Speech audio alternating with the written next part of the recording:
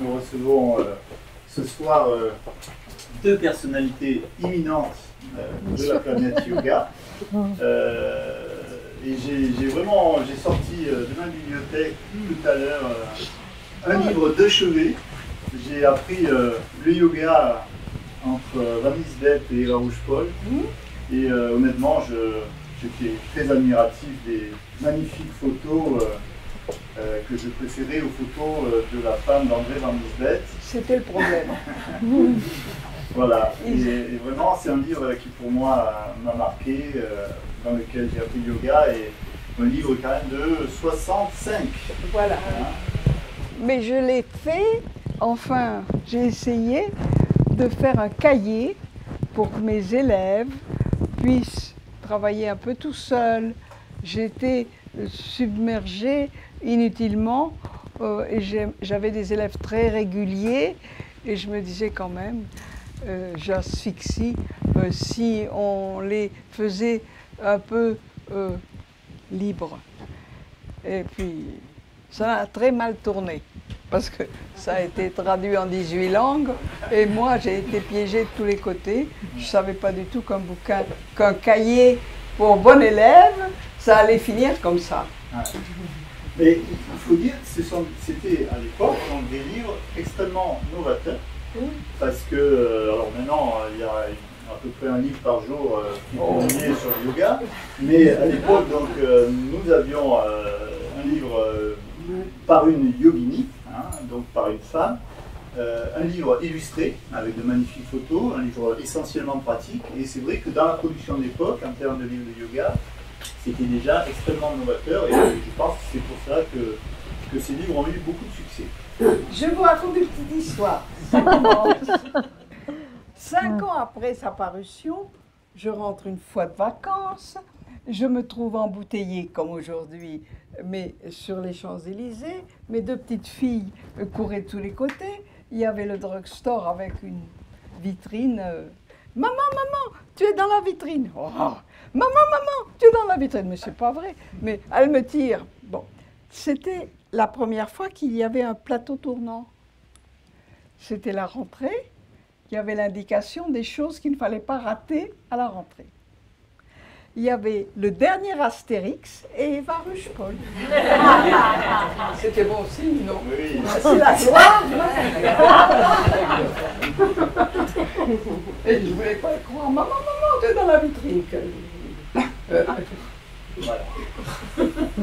Alors Eva, juste pour situer 2-3 éléments de votre biographie, bon, je crois que vous êtes d'abord servi du yoga pour restaurer votre corps, atteint très jeune par la polio, et puis ensuite vous êtes mis au service du yoga pour le transmettre, l'étudier.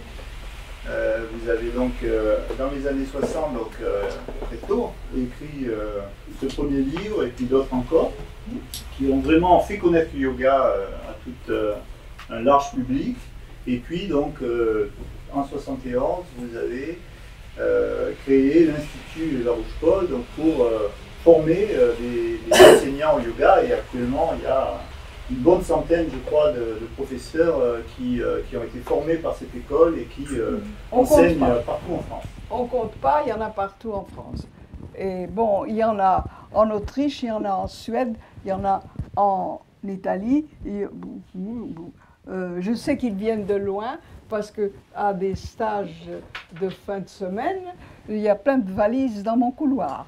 Bon, mais je ne les reconnais pas de...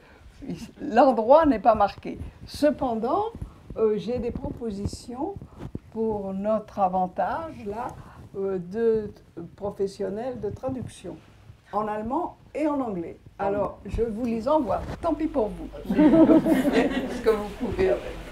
Et l'Institut, donc dans le quartier Saint-Lazare, existe encore, et encore extrêmement... donc je suis allé voir le site internet, vous avez des conférences, vous avez des cours évidemment, les formations continues, donc tout ça est encore extrêmement vivace et dans le milieu du yoga toujours extrêmement important. Plus que jamais. Et Colette vient nous soutenir et on adore, mais ce qui est intéressant, c'est quand même de voir la curiosité première qui habite notre siècle. C'est pas étonnant, mais la persévérance, j'ai les mêmes. Et Sarah, tu n'as pas connu Sarah, qui est une très ancienne de mes élèves, qui, dans son travail très consciencieux, très intériorisé, avait l'habitude de me dire « Ah tiens, ça je ne le faisais pas il y a 30 ans. Hein » Bon, c'est vrai qu'elle ne le faisait pas 30 ans avant. On évolue tout le temps, sans chercher à évoluer. Ça marche, ça vous tient. Bon, et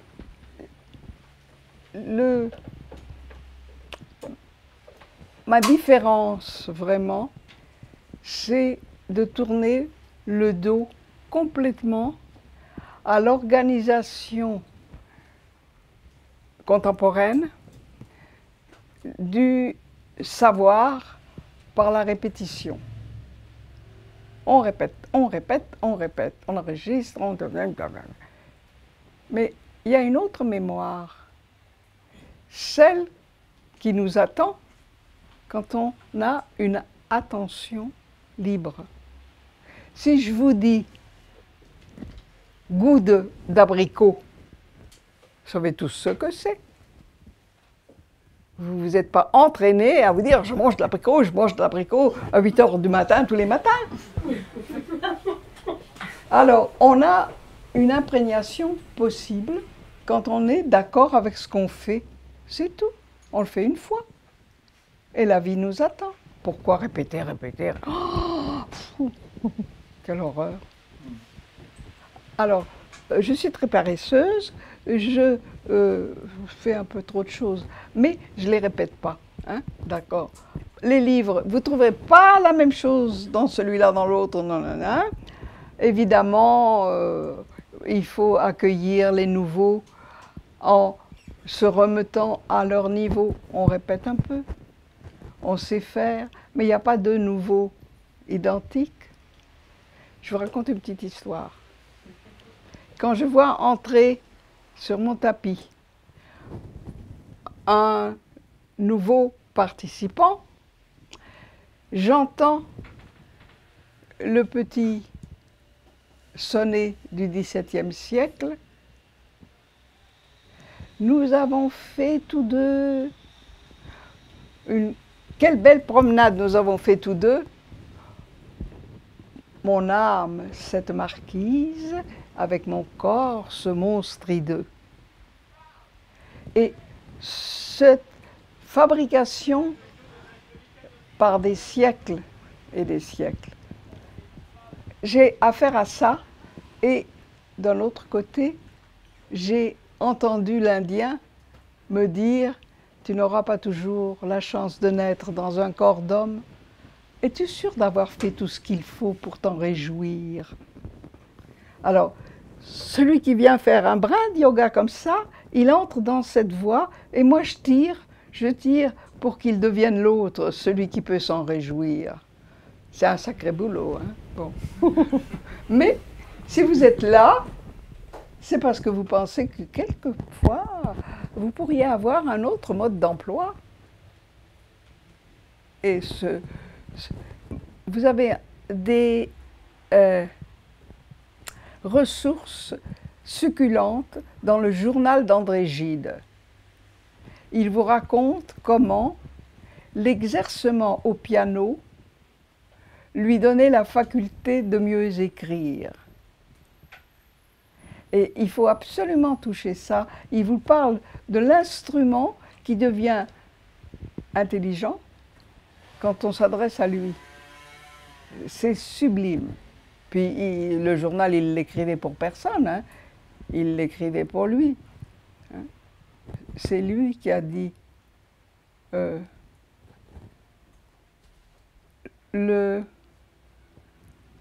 on nous dit que le moi est haïssable. Mais il le dit mieux que moi, hein. Je suis tombée sur un moi qui n'est pas si mal que ça. J'aurais pu être bien pire. Alors, s'il vous plaît, lisez. Lisez, promenez-vous avec ceux qui ont pensé. On ne fait pas le bouquin dans la nuit, mais on reste un peu imprégné. Mais Montaigne vous a dit des choses remarquables au niveau de votre instrument. Hein? L'instrument à vivre, ça on lui donne la béquille, on le nourrit aussi en lisant. C'est une des beautés de ce livre d'être émaillé de beaucoup de références littéraires, Montaigne, Gide, mais bien d'autres choses aussi. Et c'est vrai que c'est un grand plaisir, un yoga presque humaniste. Alors Colette, qui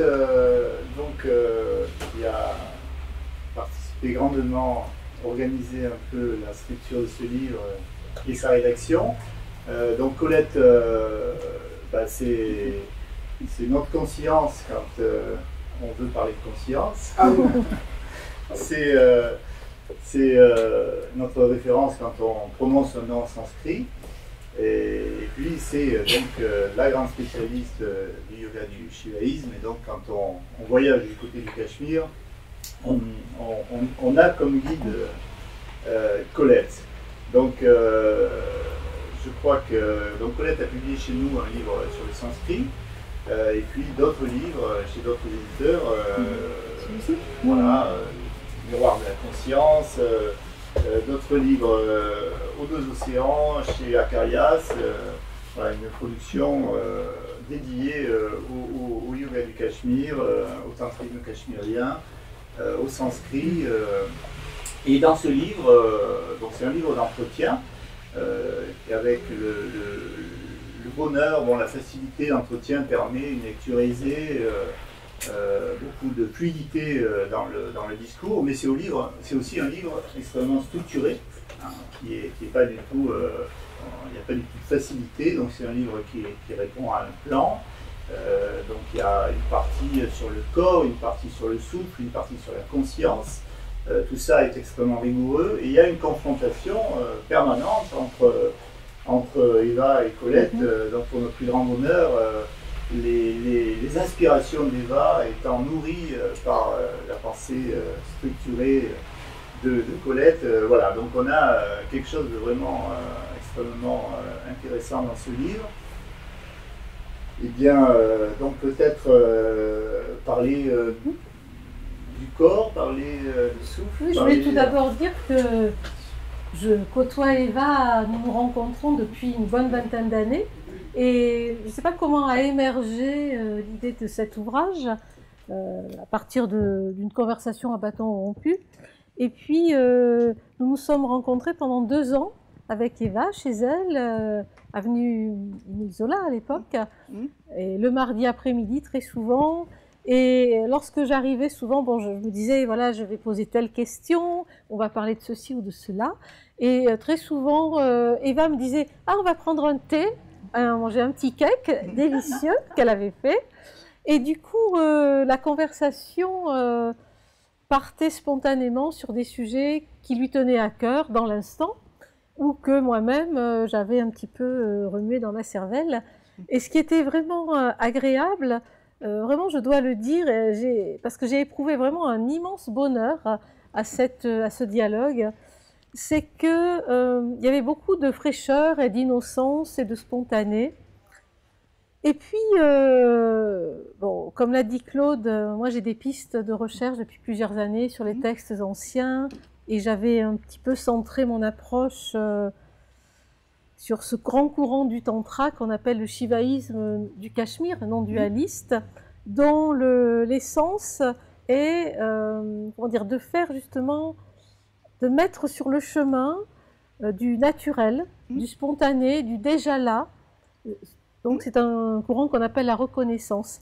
Et ce que j'ai apprécié vraiment au plus haut point avec Eva, c'est que nous avons parlé d'abord tout à fait de cette thématique qui est la conscience. Et j'ignorais à quel point tu t'étais intéressé de très bonne heure justement à cette conscience comme non seulement lumière, espace, mais aussi comme dynamique et comme énergie. Un autre point qui nous a beaucoup rapprochés, c'est le silence.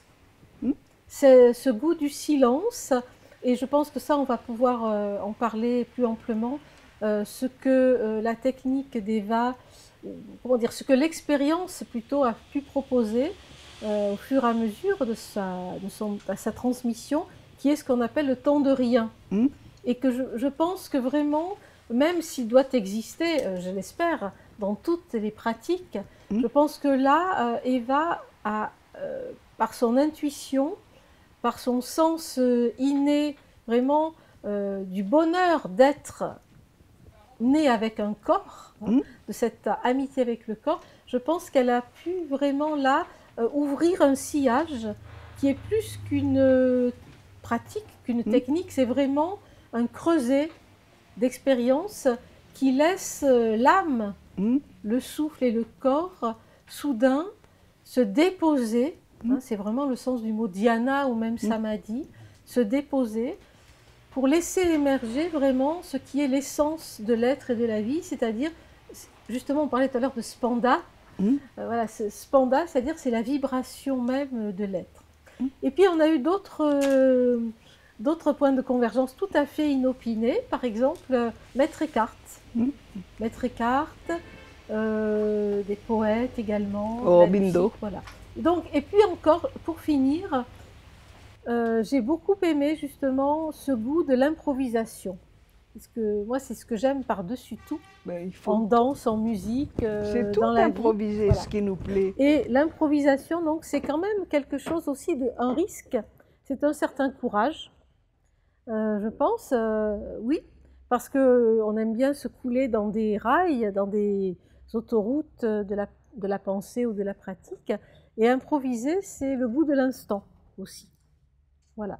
Donc, je ne sais pas, Eva, si tu veux aborder un peu ce thème du temps de rien, qui, je pense, est au cœur de ce que tu fais. C'est au cœur de mon travail.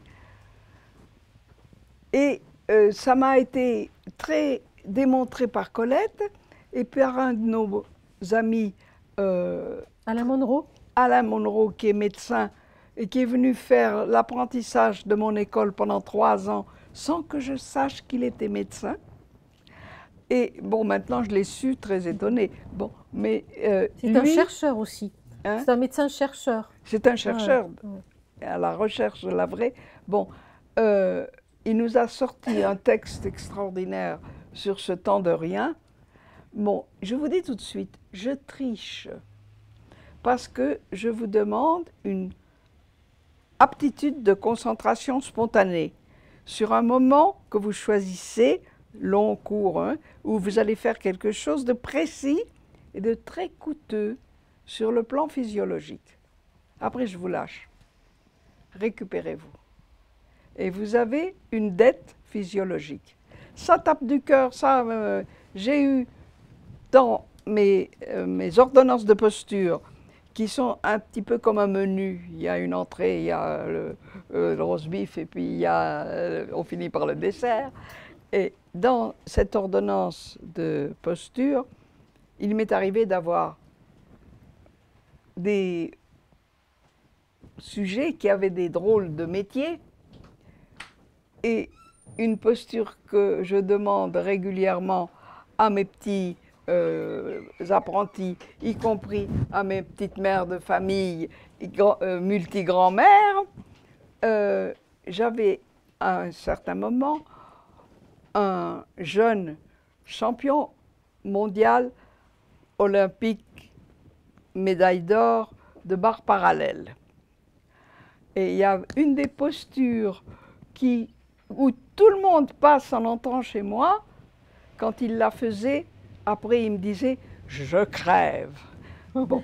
Et sans cette dépense encadrée mais exigeante, comment vous faire connaître le bonheur de vous reconstituer, Si je vous raconte, je vous baratine, détendez-vous, machin, machin, autant se promener au bois de Boulogne, ça fait meilleur, c'est meilleur. Bon, mais en exigeant, en provoquant physiologiquement quelque chose de très coûteux, vous vous trouvez après dans un silence, vous vous réparez.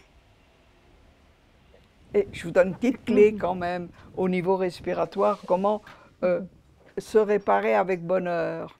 C'est quand même pas comme quand vous reprisez une chaussette, hein. C'est plus complet. Mais ça passe uniquement par un style respiratoire. Et on n'a pas l'équivalent dans rien ici, et surtout pas dans le vocabulaire. On appelle ça une apnée.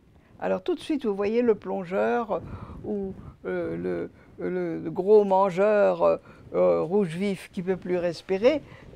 Bon, c'est pas ça du tout. On n'a pas le terme européen de appareil respiratoire suspendu, immobile. Mais on peut comprendre quand vous avez un beau récipient transparent avec de l'eau dedans et que vous avez une toute petite particule qui nage, qui flotte. Vous avez une couche d'eau au-dessus, une couche d'eau en dessous et elle est en suspens. C'est ça le culte respiratoire qui vous intériorise. Et on a un problème avec nos contemporains, c'est qu'ils sont élevés depuis des générations dans le « pour faire mieux, il faut faire plus ». Ils bourrent, ils bourrent, ils bourrent, ils éclatent. Bon, c'est pas ça. S'arrêter quand c'est encore bon, mais c'est toute une affaire. Ben c'est là, si vous voulez, le fond de la philosophie. J'ai eu la chance de croiser l'écrivain des Laurence Derel, et qui faisait du yoga, et on lui a demandé devant moi, Michel Drucker, on était en vacances ensemble. Bon, qu'est-ce que ça vous a apporté le yoga? Il était très étonné. Il a dit, ah oui, je sais, j'étais un grand fumeur jusqu'au moment où j'ai commencé à faire du yoga, et je me suis aperçu que 5 cigarettes, ça faisait l'affaire. C'est ça. S'arrêter quand c'est encore bon et qu'on pourrait continuer. Hein? Mais c'est très fort de ne fumer. Tous ceux qui ont essayé d'arrêter de fumer, c'était complètement, parce que si ils touchaient, c'était le paquet. Mais non. Et c'est vraiment ça. La frugalité, comme disait notre grand fondateur de mon école, le professeur Trémolière, la frugalité, ça se fait plus. Et tout le monde sait ce que c'est. Monsieur Durkheim, le philosophe qui a importé les arts martiaux en Europe, nous disait que quand nous mangeons, nous connaissons le moment où c'est la cuillerée en trop, disait-il, qui nous fait perdre notre transparence. Eh bien, on la prend quand même. Pourquoi? Vous êtes libre. Mais on est dans le culte du trop, trop plein. Si c'est pas trop beaucoup, comme disent les bébés, c'est pas bien. Oui, c'est la quantité en fait. Oui. Plus que la qualité. Mais à partir d'une certaine quantité, il n'y a plus de qualité. Vous avez renoncé à quelque chose en prenant trop. Oh bon, ça va comme ça, on en prend trop. Mais qui est-ce qui paye? Ben, c'est vous. Hein? Et ça, c'est le discernement aussi. Oui, oui. Qui s'apprend dans la posture. Et voilà. Et voilà. Et quand on fait une position difficile, qui n'est pas préengrammée dans toute votre piste, et qu'on sait qu'on ne va la faire qu'une fois. Là, vous avez toutes vos armées debout. Et vous me la faites au goût du jour, au goût de votre physiologie. Vous avez quand même les pieds de votre oncle Albert, les coudes de votre tante Emmanuelle. Et on vient d'ailleurs, on est fait de tas de morceaux qui ont déjà existé, toutes ces particules. Bon, on commande rien. On habite et on écoute. Ça marche. Ça marche. On n'attend que ça. C'est dommage que ça vienne de si loin. Ça viendrait de Barbès-Rochechouart, ça me mettrait moins de temps que moi, mais on s'imagine que l'hindou qui nous a vécu ça était différent. Alors à ce propos, tu as une expression, je trouve très fleurie, tu parles de l'hospitalité de la posture, oui, et de se jardiner soi-même. Oui. Et un jour que nous parlions ensemble de cela, tu as dit, mais la posture, il faut lui donner du temps. On ne va pas tirer sur la carotte pour qu'elle pousse plus vite. Voilà. Mais personne ne tire sur la carotte chez moi. Hein. Mais cette hospitalité de la posture, je pense que elle a un sens vraiment, comment dire, savoureux. Mais Parce qu'on ne fait pas, on ne prend pas la posture, c'est elle qui nous accueille. Voilà. Et il y a une chose extrêmement évidente, quand vous êtes en accord avec la difficulté, que vous ne la prenez pas pour moi, on va traiter la chose, la posture vous accepte et vous y restez. On y demeure, on n'a pas fini, elle non plus. Et quand on part avec un petit clash de pensée traversière, le genre de « ah oui, ça je sais, ah ben il ne faut pas que j'oublie de prendre du pain en rentrant », votre posture, elle ne veut pas de vous. C'est très drôle, la complicité. Si vous vous attendez vous-même en respirant, si vous vous attendez vous-même en vous proposant un truc bizarre, pourquoi c'est bizarre ces postures? Pourquoi ça ne fait pas le même effet? Bon. C'est bizarre parce que ça demande une implication neuronale différente. La routine n'a pas de place, comme quand on marche. Il faut se mettre en état de comprendre avec sa viande de quoi il s'agit, sans se faire mal, pour y rester. Oui, en fait, c'est l'amitié avec sa viande. Voilà, je ne l'ai jamais dit. Résumons-nous. Voilà le yoga. Voilà le yoga, lié à amitié avec sa viande. Mais oui, ben oui, je regrette, c'est pas le truc à étriller dans la salle de bain. Je me mets très souvent en colère pour à tous, ceux qui viennent et ceux qui ne viennent pas, l'habitude de s'étriller comme un animal sous prétexte qu'on se nettoie. Mais enfin, c'est à vous tout ça. Bon, c'est pas pour vous faire des gliglis, mais traitez-vous avec humanité. Si c'était votre chien favori, vous ne le brosseriez pas comme vous vous brossez. Vous n'avez pas fini de vous en vouloir comme ça, sous prétexte que vous êtes dans la salle de bain. C'est l'horreur. C'est l'horreur. Enfin, je dois dire que voilà, avec ses propos, comment dire, toujours un peu provocateurs et son aspect très pragmatique. Hein, Eva est une femme pragmatique, voilà pourquoi elle aime Montaigne et d'autres. Et ça, c'est vraiment formidable, parce qu'on part en architecture des fondements et des racines. Mais je dois dire que dans cette architecture, il y a d'autres harmoniques. Il y a donc la présence du souffle, je dirais plus la présence à soi-même à travers le souffle, à travers ce tissage, comme on le dit dans les Védas, hein, comme deux jeunes filles qui tissent le jour et la nuit perpétuellement. Donc on fait et on défait sans cesse.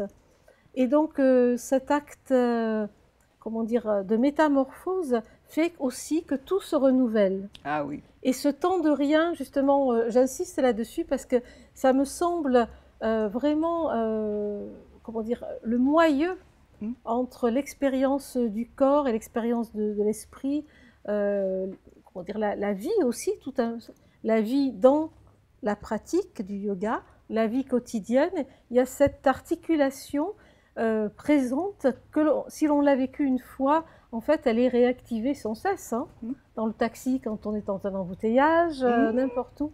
Voilà. Et donc, je ne voudrais pas, comment dire, alors ça c'est mon interprétation et c'est subjectif, hein, je m'exprime, qu'on pense que le yoga que propose Eva est un yoga strictement physique. Absolument pas. Ce serait se méprendre totalement. Ce qu'elle ne souhaite pas, ce sont des fantaisies qui pourraient égarer justement le pratiquant sur d'autres voies. Mais tout porte à croire que lorsqu'on est justement pleinement attentif, hein, qu'on ne baisse jamais son niveau d'attention, comme tu le dis, qu'il y a cette ouverture au silence, à l'apaisement, hein, c'est une pacification aussi, alors tout est là pour qu'autre chose, si ça doit survenir, une intuition, une expérience profonde, survienne. Ça survient ou ça ne survient pas, on ne cherche rien. Et justement, c'est dans cette non-intention, dans cette disponibilité, je dirais, à 360 degrés, qui touche toutes les dimensions de l'être, le corps que l'on a exercé, mais aussi le souffle qui soudain se centre, ça, comment dire, devient plus subtil et plus profond, et aussi dans l'esprit qui soudain n'est plus encombré, mais comme un azur où passent peut-être quelques nuées. Hein, voilà. Donc c'est là que tout se joue. Mais je pense que, d'après ce que j'ai pu comprendre et par osmose, je pense que vraiment, comment dire, c'est comme une clairière, cette pratique. C'est une clairière qui ouvre sur un mystère, le mystère de la vie. Et il faut un certain courage aussi, peut-être, pour vivre cela profondément. Voilà. Et ça, dans nos échanges, plusieurs fois, ça a affleuré. Et aussi parmi les personnes que j'ai rencontrées de l'école. Voilà.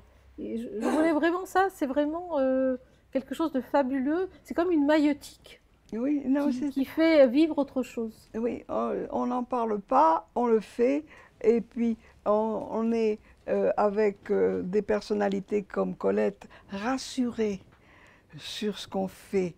Parce que moi, je me disais que ce que je fabrique, et puis dans notre conversation, tout d'un coup, en lui parlant de choses apparemment très culinaires, hein, elle me disait « Ah, ça c'est le shivaïsme du 6e siècle ». Oui, absolument. Bon. Très souvent, il y a eu des correspondances et des échos, comme lorsque tu parles de la grande inopinée. Ah oui.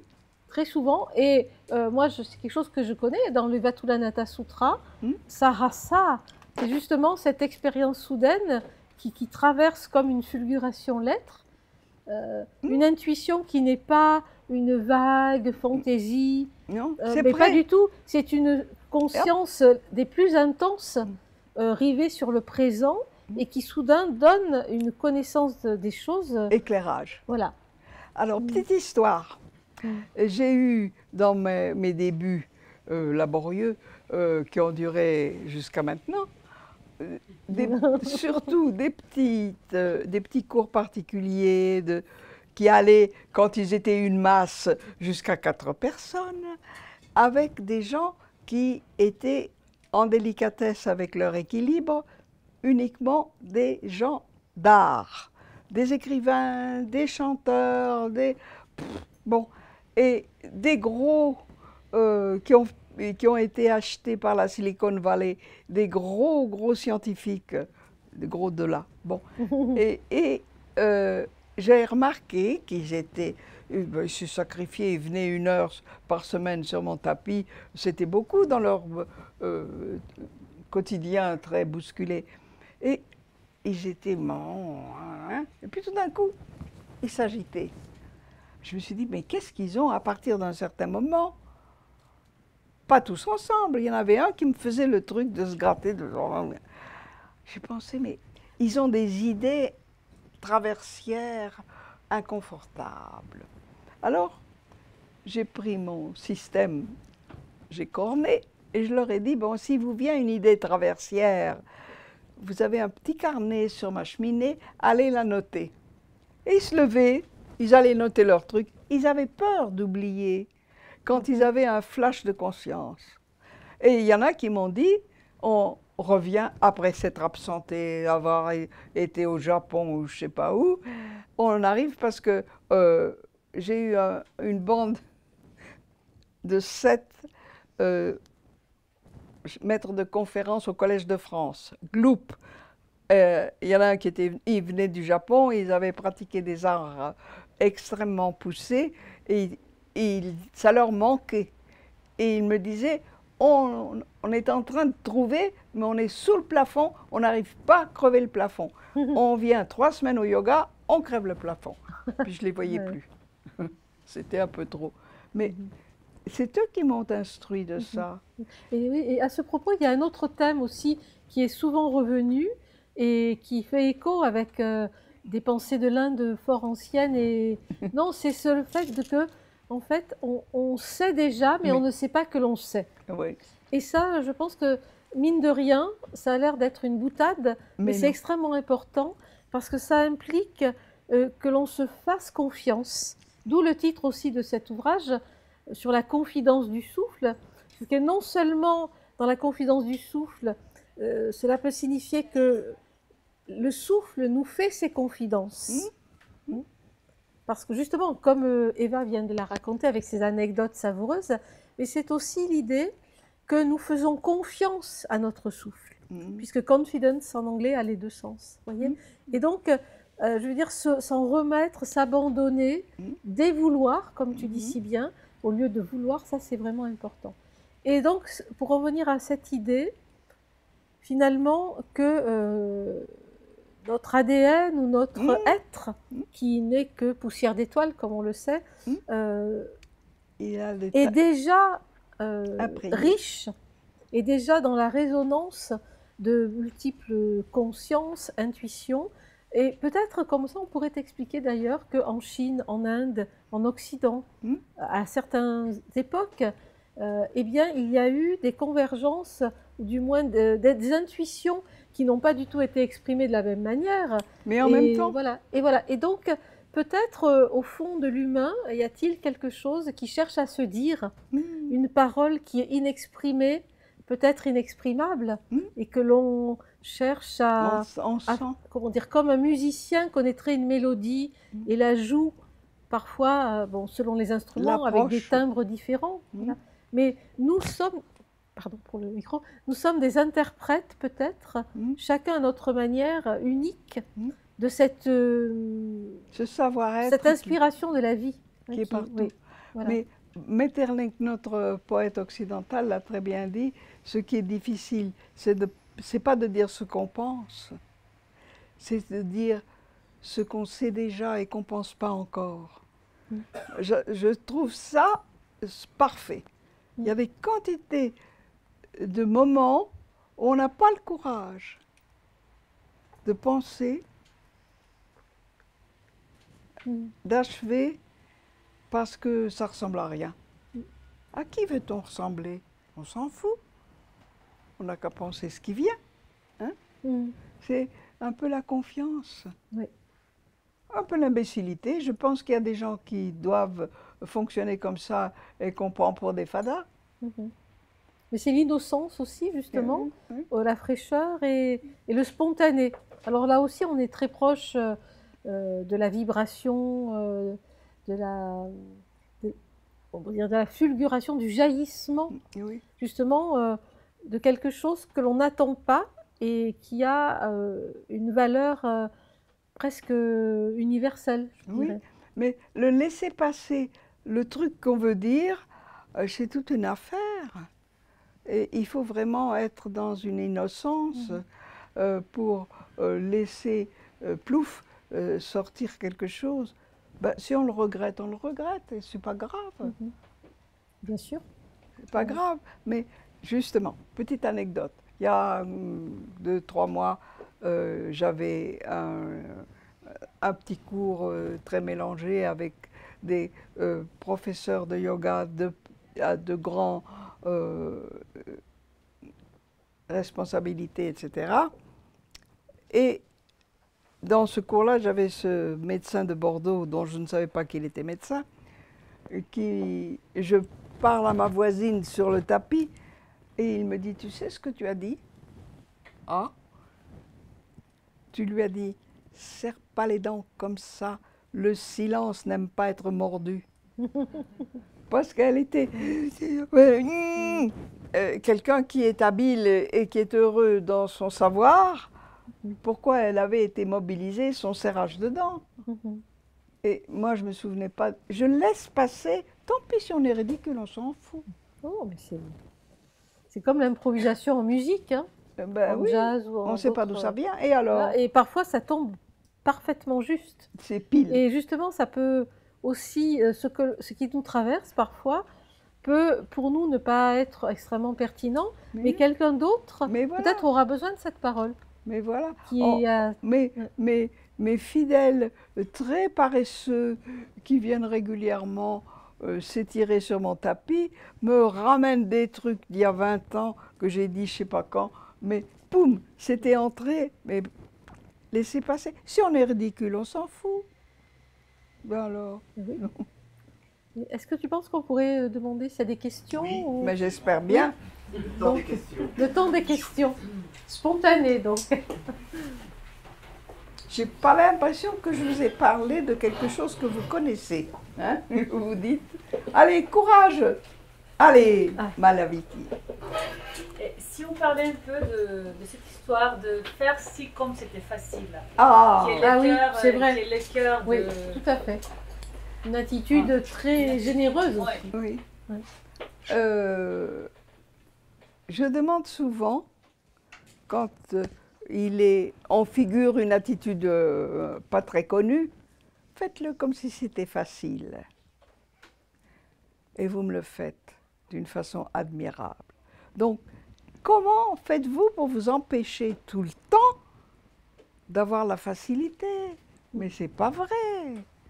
Bon, j'ai un côté paralysé. Je parle à lui comme un sourd parce qu'il n'entend rien. Mais je fais toujours comme si c'était facile. Sans ça, j'avancerais pas. Et si c'était facile, ça serait comment? C'est un pari que vous pouvez vous donner à vous-même. Je vais passer mon bachot. Et puis, je me dis, oh, le pauvre mec, il en a 250 comme moi à passer dans la journée. C'est une drôle de façon de gagner sa vie. Il est assis derrière une table, il a des petits papiers, et puis il a des gamins en face qui claquent les dents, et puis il voit qu'il en a encore comme ça à passer. Oh là là, il faut l'aider, le pauvre mec. Bon. Et ça se passe très bien. Et j'ai usé de ça pour affronter l'inspecteur des impôts. Je me suis dit, c'est pas vrai. Et le pauvre, il a un drôle de métier. J'avais vraiment envie de lui dire, mais vous faites ça toute la vie, hein, parce que et ben ça s'est très bien passé. Mais si c'était facile, si vous le connaissiez, si vous le rencontriez dans un train, celui qui vous paralyse, qui vous effraie, si c'était facile, si vous ne l'aviez pas reconnu, le mec que vous avez à affronter, vous l'aviez rencontré chez le crémier, bon, vous auriez un autre goût pour lui. Il vous sentirait différemment. Mais ça, c'est vrai que c'est toute l'histoire de la pensée indienne, aussi des surimpositions, ce que nous projetons, et voilà, ça c'est sûr. Vous voyez, elle a récupéré pour ce... Non, mais ça me fait penser aussi, lorsqu'on dit la asana, la posture, en sanskrit, ça veut dire aussi une manière d'être. Mais bien sûr. Et donc, ça explique bien le glissement entre la pratique sur le tapis et puis la vie quotidienne aussi. Je trouve que c'est extrêmement important de voir cela. Je m'accroche comme ça à ce côté naturel. Vous savez ce que c'est. Sans ça, vous ne seriez pas là déjà. Bon. Mais vous savez ce que c'est. Les Troufion d'Alexandre le Grand écrivaient des Indes à leur famille parce qu'ils trouvaient des yogis en route sur leur chemin poussiéreux. Nous avons croisé des gymnosophes. Ben, nous sommes tous des gymnosophes possibles. Hein? Faire un peu gymner sa Sophie. Elle est bien toute seule, la pauvre vieille, hein? Là-bas, au perché. Oh, ben, c'est peut-être qu'on l'a bien placée là-haut pour être sûr qu'elle ne nous embêterait pas. Hein? Hop. Et mais les gymnosophes, vous avez des gymnosophes. Vous avez déjà vu les mains d'un potier, d'un tourneur, toute cette gymnosophie dans le toucher. Qu'est-ce que c'est beau! Hein? Mais un petit chat qui n'est pas encore raidi de terreur. Hop. Pourquoi? Si c'était facile, ça serait comme ça aussi. Et c'est plus joyeux en plus. Ah oui. C'est plus joyeux. Mais c'est pas triste. On sera triste quand il faut. Mais quand on s'occupe de soi, finissez de vous battre, de vous dire que vous auriez dû être comme ci et comme ça, et vous contrarier, et avancer à coups de pied. Et c'est vrai que souvent, il y a un des mots en sanskrit, c'est pas parce que c'est, comment dire, du sanskrit, mais c'est parce que ça éclaire un des mots qui dit l'individu, Pudgala, qui veut dire le porteur de fardeau. Ah. Et Abhinavagupta aussi, au Cachemire, dit souvent à ses disciples, mais posez donc ce fardeau à terre. La félicité, ce n'est rien d'autre que de poser à terre un fardeau qu'on a longtemps porté sans le savoir. Et ce fardeau, justement, c'est le moi, c'est nos exigences. Le bâti par la culture, par la famille, par bon. Mais nous avions Monsieur Trémolière, le grand nutritionniste, qui a passé ces dernières années à venir une fois par semaine à l'école pour nous parler de ces rencontres et ces difficultés à faire entrer la sagesse, la sophie du manger chez nos contemporains. Et il nous disait toujours un bien portant, c'est pas quelqu'un qui est pas malade, c'est quelqu'un qui sait porter sa peine. Pourquoi dit-on bien portant? Portant quoi?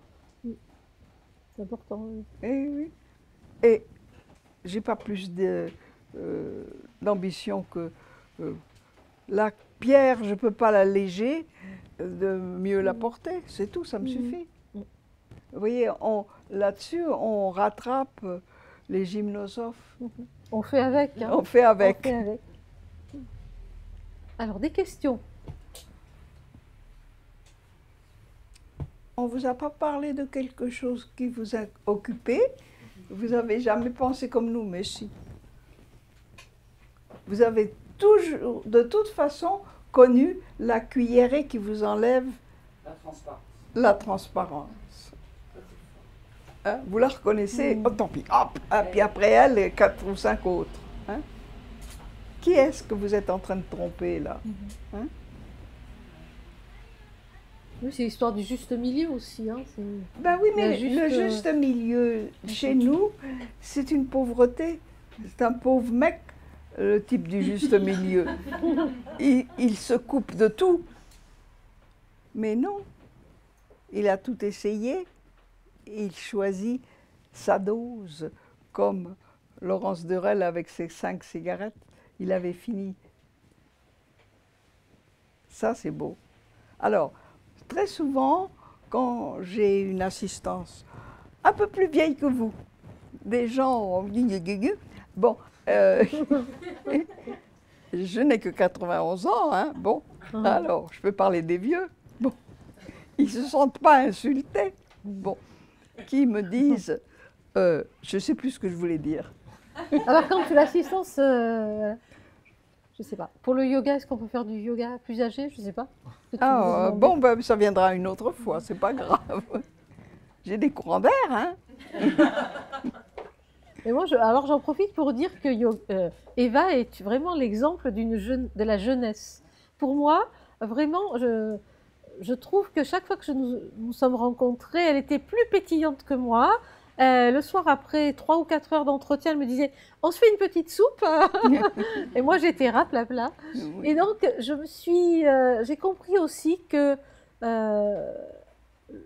la pratique du yoga telle qu'elle l'entend, avec cette sagesse justement, du comme si c'était facile, de se laisser ces temps de rien, de s'accorder le repos, comment dire, le vagabondage, l'école buissonnière, c'était vraiment un élixir de jeunesse.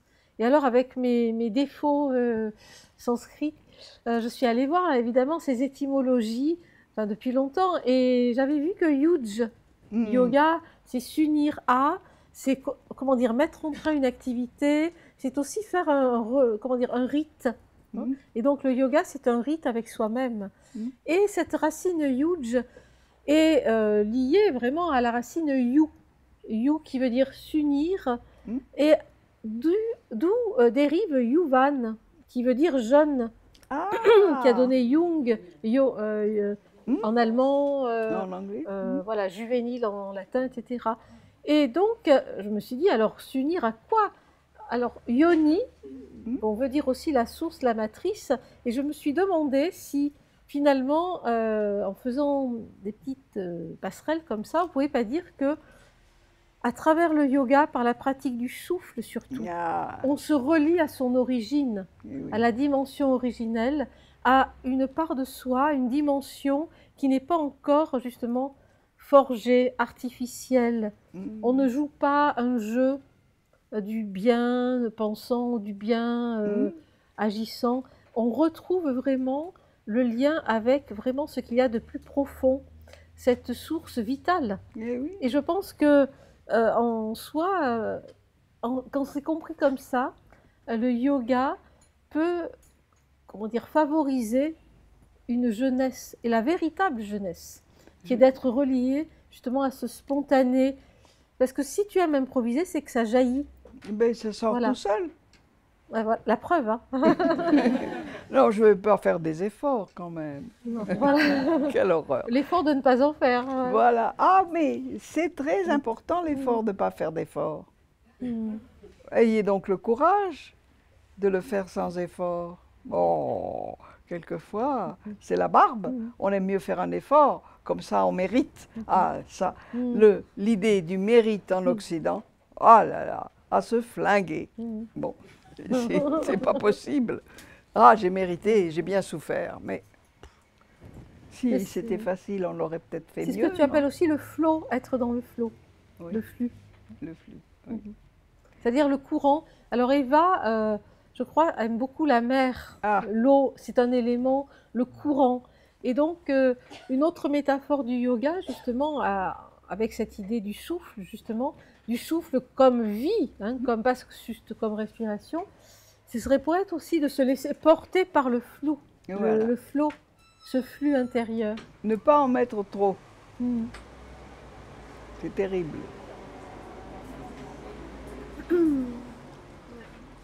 Vous avez chaud? Il meurt. Ouais. Alors, des questions, ça va nous rafraîchir. Ouais. Ou des impressions, ça peut être aussi des... Oui. Ah, une courageuse. Antonina. Est-ce que vous avez peur de la mort? Ah, est-ce que j'ai peur de la mort? Ça m'a jamais effleuré. Pourquoi est-ce que j'aurais peur? Je pense que de temps en temps, ça nous rend de grands services de savoir qu'on va mourir et que ça va s'arrêter un jour. Hein. Moi, j'ai l'impression vraiment, à plusieurs moments difficiles de ma vie, ça m'a réconciliée avec la vie parce que je me suis dit, de toute façon, nanana, moi je vais mourir et vous allez rester. Bon. Et de toute façon, on va s'en aller. Youpi! Et pourquoi avoir peur? Il me semble que je n'ai pas peur d'être née. Pourquoi j'ai peur que cette naissance soit devant? Elle est derrière, il y en a une autre devant, et alors? Un jour, nous en avons parlé, et Eva m'a dit ceci.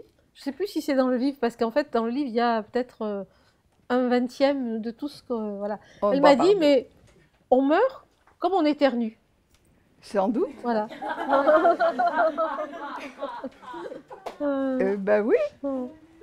Ah bon, c'est pas mal, hein? Oui. Je me souviens voilà pas. le spontané. Ouais. Mais oui, et si c'était facile? Pourquoi on vous a dit que c'était difficile? On pourrait toujours essayer de faire comme si c'était facile. De toute façon, dans la pratique du yoga, il y a bien cette fameuse posture qu'on appelle du cadavre, Mais oui, mais... où on s'abandonne totalement, comme si on faisait la planche. Parce que moi, c'est ma nage préférée. Alors, oui, mais c'est pas Shava, c'est Shiva. Alors voilà, ça c'est une théorie spécialement Eva Rouge-Polienne. Voilà. Je te laisse l'exposer. Mais peut-être vous allez pouvoir... Il y a quelqu'un qui va peut-être pouvoir nous aider. J'ai eu entre les mains une vieille publication indienne un peu pouilleuse, un peu crade-crade, de mauvais bouquins en papier jaune et dessinés où il y avait des gravures à la planche. Le truc de très bon marché, où il y avait notamment, c'était du sanskrit ou du l'hindi, je ne lisais pas, mais je regardais, une gravure de Shivasana. Il y avait un dessin à la plume d'un bonhomme couché, et en surimpression sur le même bonhomme, il y avait le même bonhomme assis. Il n'était pas à poil, il avait de la chemise, du kurta ou je ne sais pas quoi. Et sur le bonhomme en question, couché assis, il y avait un troisième qui était debout, le même, debout, avec son armure, ses flèches, et son carquois et tout ça. Eh bien, c'est ça, votre entre deux postures. D'abord le temps de rien, puis par les respirations adéquates, on vous ramène un flux intellectuel normal, et quand vous êtes mûr, vous avez une respiration difficile, et de là, vous sortez tout neuf pour une nouvelle pensée. Il me faut ces trois suggestions. Le rien, le un petit peu à moitié et le bonhomme debout, prêt à la guerre. Et là, quand vous attaquez une nouvelle posture, quand vous acceptez une opération, vraiment, quand vous êtes sollicité par quelque chose, c'est un travail mental. Vous allez bien sûr vous servir de votre animal, dans le sens de ce qui est animé, mais vous me la faites mentalement, la posture. Mais il me faut ces trois types de passages de conscience avant. Alors, celui qui me retrouve cette impression des trois étapes de conscience entre le rien, le je me prépare et le j'y suis, vertical, avec toutes les j'attaque. Et dans tout le cours, après chacune des expériences exécutées, ce qu'on vous avait tenu, c'est pas je m'y mets puis je recommence, c'est j'y reste. Et si je suis pas contente de ce que je fais, ben j'y reste quand même. Bon, les 5 cigarettes de Monsieur Durel. Bon, je vous assure que ça, c'est bien simple. J'ai déménagé, vous allez vous dire, c'est de la folie, on saute du coq à l'âne, mais puis du coq au cheval. Bon, mais je suis sûre que vous avez des aptitudes et que vous pouvez tout d'un coup vous apercevoir que vous savez faire. D'où vous vient cette confiance? Moi, je triche. Je pense que la façon dont je vous embête pour la respiration, ça vous, d'une certaine façon, rénove un petit peu les circuits neuroniques. C'est tout, neuronaux. On en a bien besoin. Oui, on en a besoin. On en a besoin. Et nous avons une amie grecque qui est anesthésiste et qui est spécialisée. Elle accompagne la chirurgie cérébrale. Alors elle voit du cerveau ouvert toute la journée. Et elle est fascinée par le changement visible, même pas au microscope, puisque c'est en cours d'opération, entre les rythmes respiratoires et la distribution circulatoire au niveau des neurones. Elle est épatée. Alors bon, les Indiens ont inventé l'idée de s'en servir et respirer d'abord et posturer si vous voulez, mais si vous pouvez. Mais c'est difficile de rester concentré sur un procédé naturel. Et moi, j'aime mieux vous troubler par une posture. Vous avez besoin de vous refaire. À ce moment-là, votre animal est plus exigeant. Vous savez ce qui se passe. Je ne peux pas ne vous faire faire que des respirations. Je ne peux pas vous faire faire que des postures. C'est l'endroit et l'envers de la médaille. Et évidemment, ça vous donne peu de liberté dans l'heure que vous venez passer chez moi. Hein? On ne fait pas énormément de choses, mais très profondément. Et on peut le faire en se mentant un petit peu, si c'était facile. Bon, mais je prétends que ce qui vous est le plus difficile, c'est de venir. Parce que ceux qui débutent me font toujours le même aveu. Le jour de leur rendez-vous de yoga, c'est le jour où le petit dernier se met la main dans le mixeur, le jour où la grand-mère tombe dans l'escalier. C'est pas possible, tout ce qui se met en travers pour que vous n'y alliez pas. C'est fou. Ça marche comme ça, hein, la destinée. Bon, et si vous n'en faisiez pas, qu'est-ce que vous sauriez vous offrir pour être d'accord avec vous? À part trop bouffer, vous avez droit à tout. Hein? Bon. Pourquoi vous ne feriez pas une philosophie du cadeau que vous allez vous faire, qui n'est pas forcément dans une vitrine, hein? Ce n'est pas forcément quelque chose à acheter. Et c'est surtout pas quelque chose que vous allez regretter. Mais vous allez voir comme c'est embêtant de se faire un cadeau qui vaut le coup. Hein? Ce n'est pas votre budget qui est en considération là. Qu'est-ce que vous sauriez faire pour être bien avec vous? C'est la grande question de la vie. Le bakshish, s'il vous plaît. Moi j'ai une question là.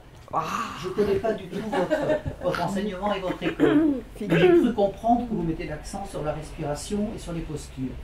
Je voulais savoir si vous tenez compte aussi dans votre enseignement d'autres dimensions du yoga, qui sont le yoga de la dévotion, le yoga de la connaissance et le yoga de l'action. Ça vous viendra tout seul. Et là, c'est pas mon affaire, c'est à vous. Mais de nombreux élèves font autre chose parce qu'ils font du yoga. Ils me disent, ah la championne, c'est une charmante vieille dame qui avait élevé 4 grands garçons, qui s'est mise à faire du piano à 63 ans parce qu'elle avait eu toute sa vie envie d'en faire, qui est devenue une excellente concertiste, qui a été obligée d'apprendre à conduire pour s'emmener elle-même à des concerts qu'elle donnait au-delà de la Belgique, là-bas. Bon. Et elle continuait sa vie de mère de famille. Elle avait attrapé le courage de faire comme si c'était facile. Mais vous devenez autrement.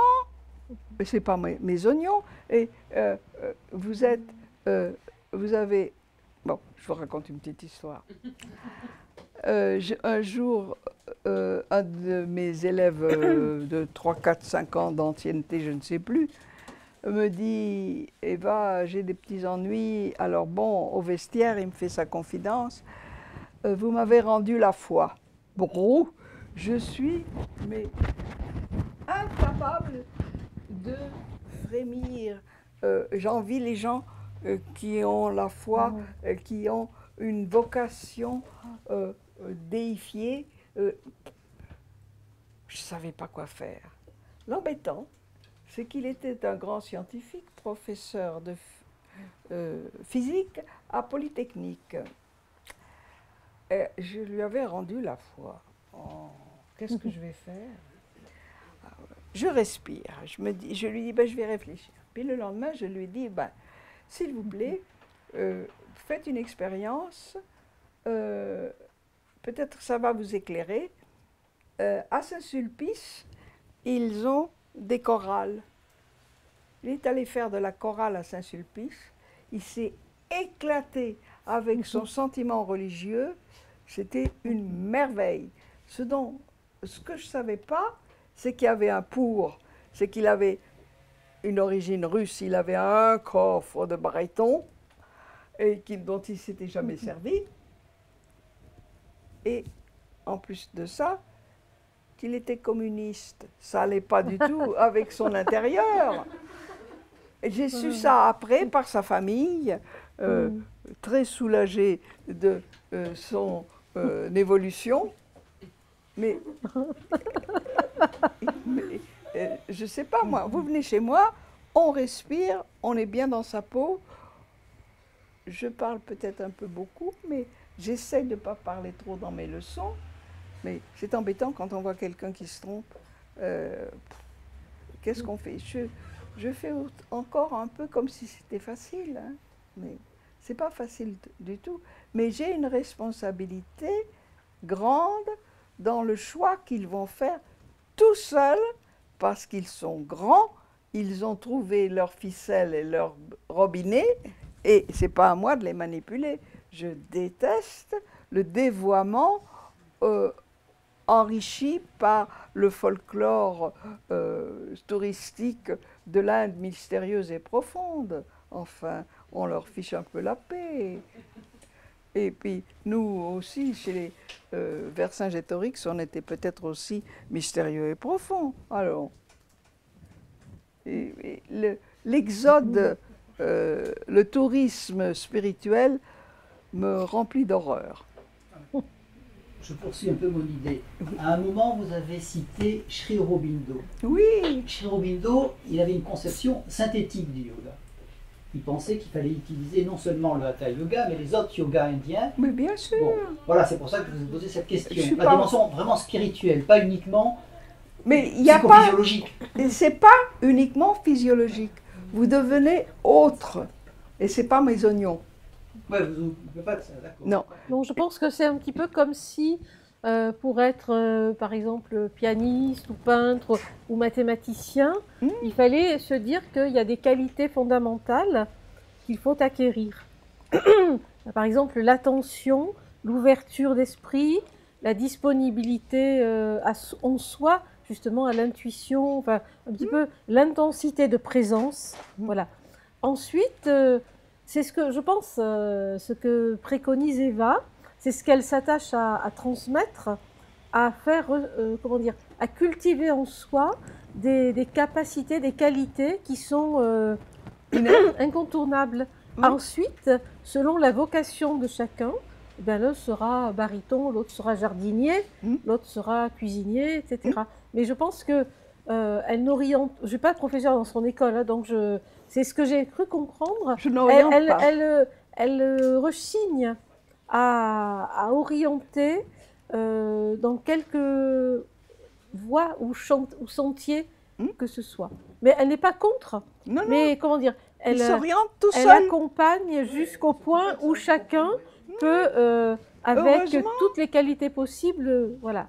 Heureusement qu'il s'oriente tout seul. Mais est-ce que l'écueil de cette restriction, ce n'est pas de véhiculer l'image qu'a le grand public du yoga comme une sorte de gymnastique douce? Mais bien sûr, on s'en fout. D'accord. Non, je crois pas. Je crois pas que le yoga d'Eva soit. Non, je dis pas que c'est le cas, mais c'est l'image que ça peut donner. Mais voilà. Ça marche comme ça. Gymnastique douce pour bobo. Voilà. Oh oui, exactement. Oui. Mais il y a 50 ans que c'est comme ça. Et j'ai peut-être eu des bobos, mais je ne m'en suis pas aperçue. D'abord, peut-être qu'ils ont foutu le camp, très rapidement, mais ils se sont découverts autrement que bobos, c'est tout. Je pense que c'est l'idée de prendre les gens tels qu'ils sont au départ et de leur faire vivre une expérience la plus épurée soit-elle, il me semble. Je vous raconte une petite mais histoire. C'est à vous de réagir. Je demande toujours la permission. J'avais depuis 3-4 ans, normalement, une très charmante dame, très mondainement orientée, patronne d'une très grande firme très connue dans la mode, le big machin. Bon. Et non! C'est mon téléphone, il attendra. Et vous savez qu'il y a un développement en Inde et en yoga indien du sens des chakras, des ouvertures, et qu'il y a une désignation anatomique plus ou moins floue, mais il y a quand même des dessins qui nous le montrent. Alors cette dame, entre parenthèses, qui était venue pour perdre son derrière, parce qu'elle avait rencontré dans son escalier la voisine du dessus, et qui, elle lui avait dit « Ah, vous avez fait un régime ?» Mais non, pas du tout, je fais du yoga 1 heure par semaine. Clac, clac, clac, clac, clac, clac, clac. Alors, elle ne me l'avait pas caché, au bout de 3-4 ans, elle m'a dit « Moi, je suis venue, vous savez, pour perdre mon derrière. » Bon. Mais elle avait l'exemple de sa voisine du dessus. Bref, je vous ai signalé le personnage. Elle était toute seule, elle avait fait un bon parcours tranquille, respiratoire. À ce moment-là, j'avais une grande tenture et quand il y avait des gens doués bien dans leur peau comme ça, je leur demandais des exercices des yeux. Ils regardaient et les yeux fermés, ils voyaient. Et c'était un peu manipulatoire, je faisais un petit peu attention à qui je proposais ça, je ne le fais plus à l'école des instituteurs, là, pour pas qu'ils... Bon, elle me dit, elle faisait ça, oh, vous m'avez touché. Moi, j'étais à 2 mètres, et elle me montre le trajet des chakras. Je ne savais pas ce que c'était, elle n'avait jamais rien ouvert comme livre sur le yoga. Ça existe. C'est une super mondaine, super superficielle, très jolie dame. Alors, soyons prudents. Je ne veux pas interpréter, je ne veux pas guidonner. Je pense que je n'ai pas du tout la formation, l'ambition de devenir chef de file. Enfin, Gourette. Oui, Maria. Je voudrais dire quand même que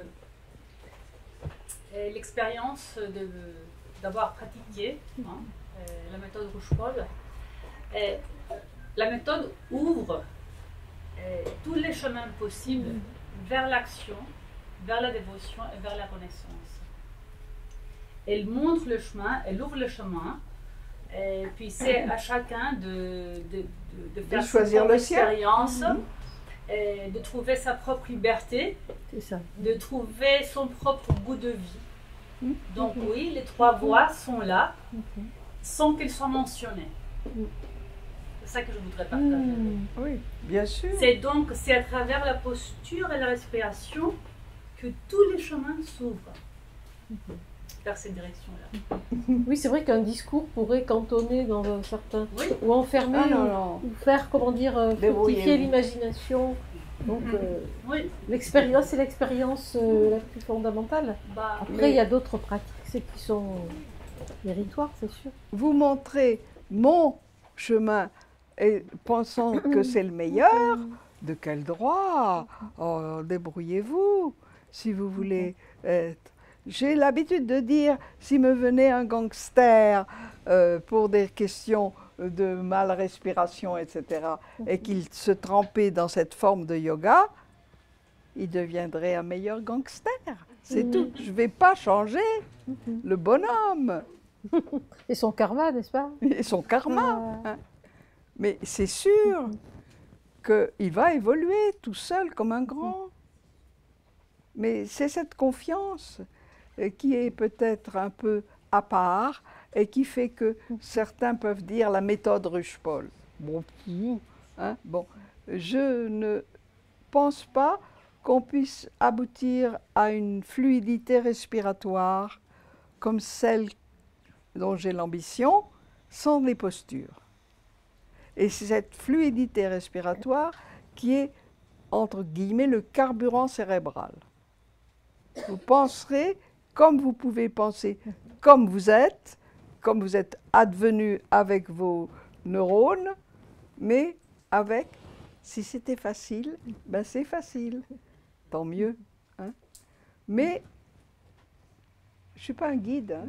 Et ce que j'ai cru comprendre aussi, c'est que à travers cet écrin donc, de la pratique posturale et des respirations avec ces suspensions, il y a un joyau qui apparaît. Et, en tout cas, moi, c'est ce que j'ai perçu, c'est ce temps de rien, justement, ce silence qui n'est pas un silence privé de son, privé de paroles, privé de pensées, mais qui est un silence extrêmement fécond. Et il me semble que rien n'est plus simple que le silence. Et pour moi, alors que ce soit dans cette école ou dans d'autres voies aussi, je pense que plus c'est simple, plus c'est puissant.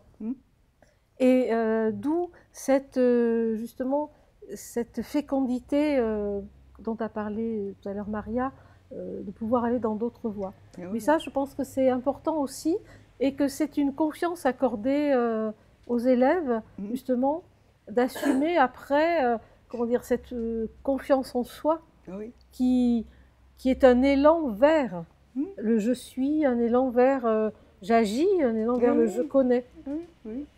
Et qui n'est pas, comment dire, quelque chose qui encapsule ou qui protège, ça ne met pas des frontières protectrices, mais plutôt ça donne le goût d'aller vers. Et Eva me racontait souvent que par exemple, dans la rue, quand quelqu'un devait poser une question à quelqu'un, ben, c'était à elle. On s'attaque à moi, qui ne sais même pas où je suis, pour me demander le nom de la rue, le machin. Pourquoi? Dans un autobus, les gens traversent et viennent me demander si c'est là qu'on descend. Mais moi, j'en sais rien. Enfin, il n'y a pas de défense. Oui, je pense que ça, c'est important. Voilà.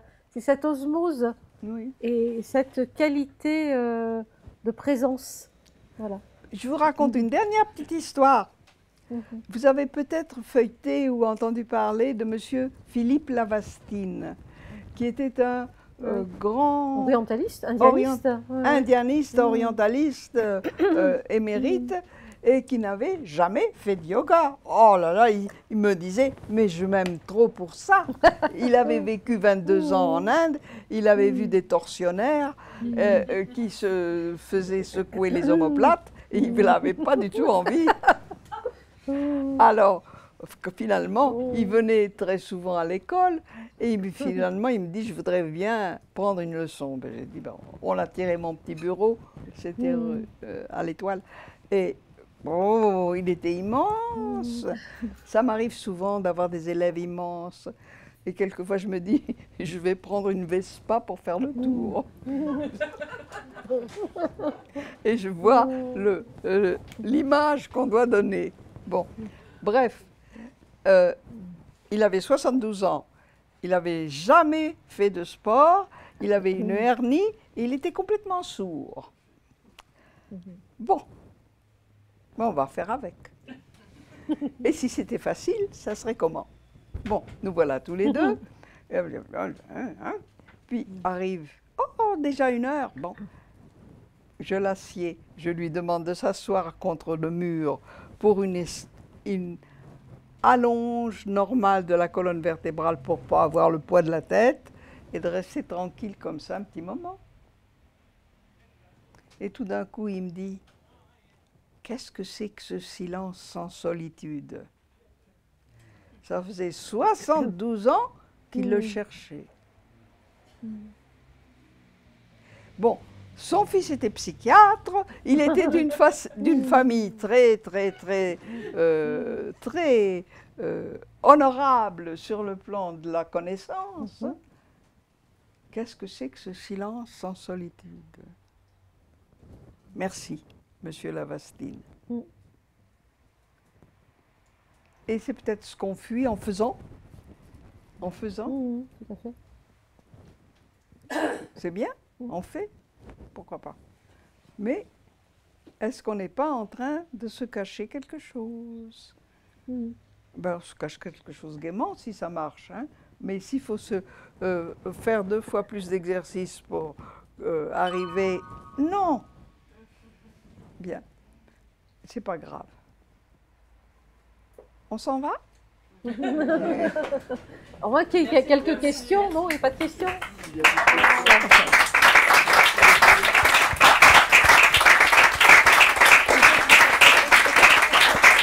Vous avez été très sage. Vous avez été très sage. Très, très sage. Comme si c'était facile. Voilà.